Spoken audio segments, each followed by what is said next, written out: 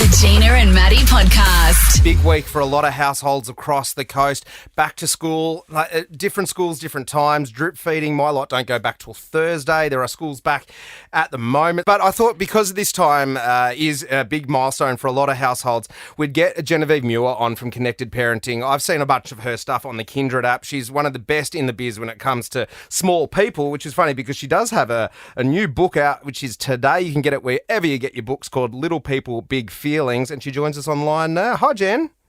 Hey guys, thank you so much for having me. Oh, You're our welcome. pleasure. It's a big day, isn't it, in a household back to school?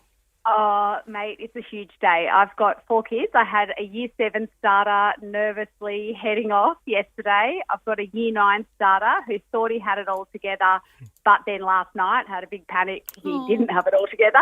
And then I've got 2 little ones. They go back Thursday, so it feels like it's dragging. And my youngest is already saying, I feel like I've got a bit of a cold. I don't know that I'll be...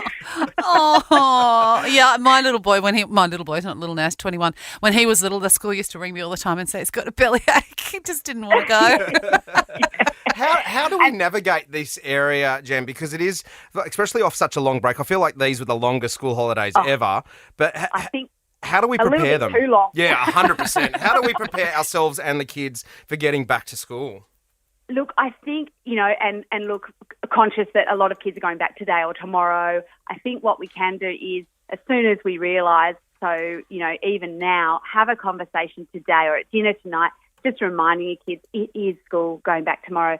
And you want to bring it up, you want to lay out the uniform even and really have your child help you with that and say, here's the uniform so we know where it is. And almost the younger the child is, the more we do this, but we want to visually show them what's going to happen.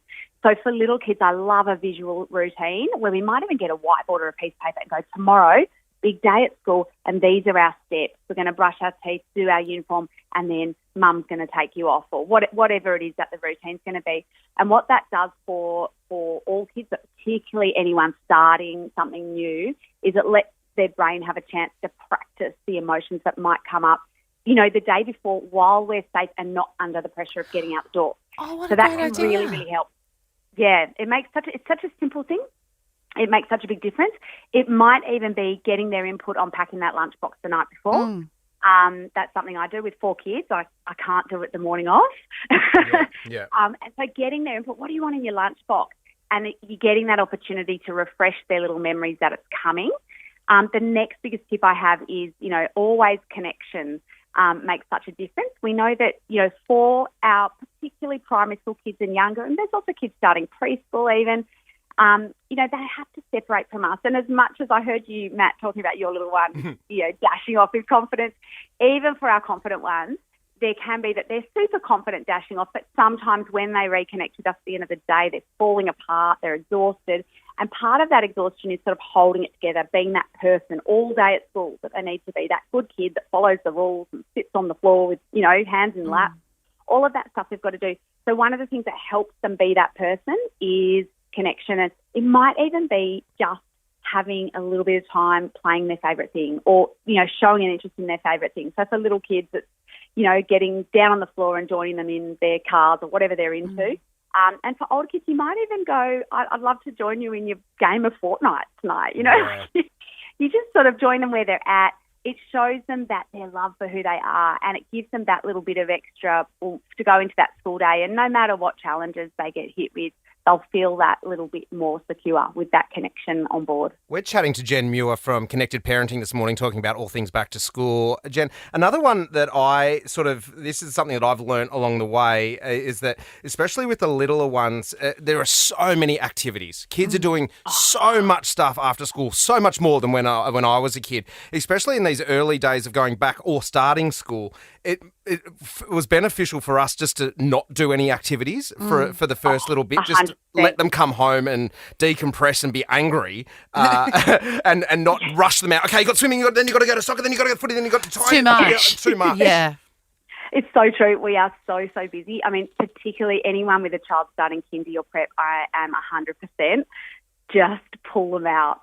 Just be ready to not go to swimming, just let some stuff slide because they will just need that time to decompress or, like you say, get angry.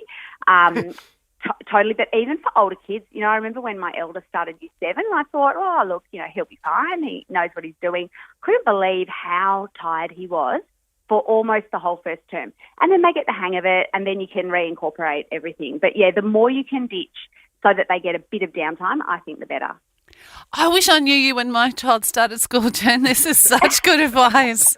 And I think too, thinking of, because I was such a Klingon mother, like a helicopter-style parent, still am with my 21-year-old if I possibly can be. But the thing I didn't think of when I dropped him off and I was crying and he was clinging on to me when he was really little is that the upside for us mums and dads who are fearful of that, I actually met some of my best friends in the world through Jackie going to school. Some of his little friends, they clicked, and then I clicked with the mums, and I thought that was one of the most joyful things for any mums or dads out there who are frightened of this happening. There's actually some really cool stuff that's going to happen for you too. You'll potentially meet beautiful people. I so agree. I think the primary school years, it's almost our gift back. After all those years in the trenches with little kids, you get a child into primary school and you get to go watch them play sport and you get to meet some great people. Yeah. There's so much good stuff that's coming. And the other thing I'd say, if there is any parents out there that have had a tearful goodbye or they're nervous, you know, one of the biggest things I would say is get down low, get next to your child and say, it makes sense for you to struggle saying goodbye or to feel nervous. I bet all the kids feel the same, or I bet most of them feel the same. I completely get it. And at the same time, we want to kind of give this confident message of, you know, and I believe in you and I know you've got this because I've seen you do tough things before and I know you've got this.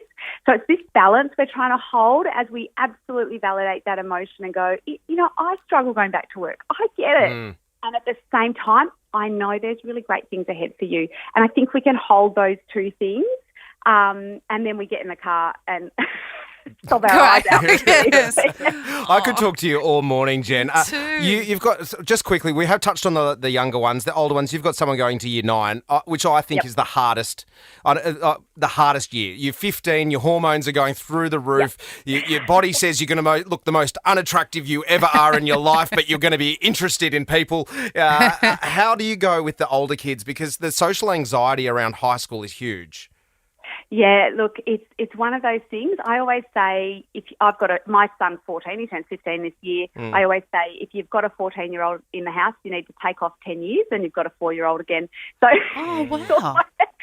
So it's almost like you've got this incredible person. And what's amazing is there's parts of them that are so mature, so together. They know what they like and what they want. They're into their sport or, you know, all these great things. And then, like you say, they're struggling with these enormous hormonal surges or big insecurities at the same time. So they can really oscillate. And I think as parents, the biggest thing we can do is remain pretty cool and patient alongside them, believing in them, you know, keeping those boundaries in place to keep good sleep hygiene, controlling screen use. That's our job. They may not like it. Yeah. And I always say to my son, you may not understand or love me for not letting you have, you know, every social media app in the world at your age, but that's okay. That's my job to keep you safe. So, again, we're just allowing them to not love when we do set a boundary, but welcoming the feelings. But mostly I think when, you know, my kid's great, he's amazing, every now and then has a meltdown, and I try to just stay really cool and offer food. Oh, come on, especially if they're boys. Just leave McDonald's at the door. Yeah. And they will come out and often be amazing people, quite sorry for their behaviour afterwards. You know, they know what's right and wrong. So our job is, I think, just to keep loving them.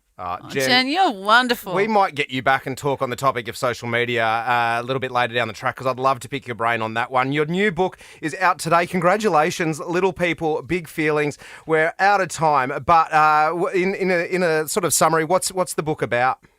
Oh, look, it's the emotional Bible for any parent with young children, 0 to 10, all of that big stuff that comes up where meltdowns, boundaries, siblings hitting each other, you name it. It is all covered. It's all the stuff that I wish I had when I was navigating that for the first time. Beautiful. Congratulations. That's Jen Muir from connectedparenting.com.au. Have a fantastic morning. Good luck with the back to schools, Jen. Thank you. You too. The Gina and Maddie Podcast. For more great comedy shows like this, head to novapodcast.com.au.